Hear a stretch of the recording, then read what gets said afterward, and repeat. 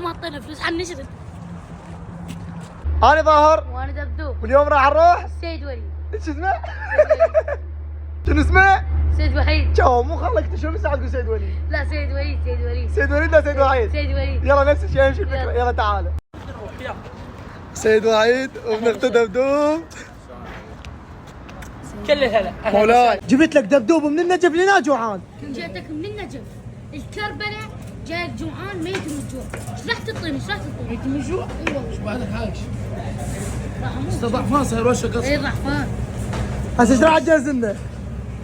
اسوي لكم صينيه من 20 مرتبه تدللون. تدول وجهك.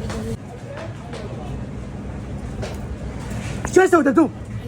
هذاك مو قال لك راح اجهز لك الصينية؟ جوعان جاي. روح اقعد قدامه بالطاولة، ابشر قرب. ابو الحكم ما تبلى الصينية تجهز. ما بتشوفون ان شاء الله. ابو الحكم جابوا لنا صينية. يلا تشيت. يعطيك بالجسد. اقعد بس اقعد على كيف. على كيف؟ اقعد يا علي. البطل راح يطق. عمي والله ما ماكلين. لا عمي ماكلين. ياهو عمي رجع لنا فلوسنا. عمي ماكلين منها توتك. عمي ما ماكلين. صيح عليك. يا شنو؟ بما صيح عليك. عمي ما ماكلين. ليش صيح عليك؟ يا شنو؟ فالمين اعطيك اياها هيك اعطيك اياها مفتوحه؟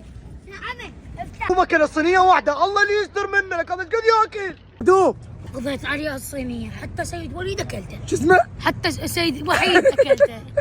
انصحكم مشويات سيد وليد. اسمه سيد وحيد. العنوان طريق نجف كربلة عامود 900 11. 969 اذا انا بخورة دبدوب حتى سيد واحد يطلع خسارة في مال الله.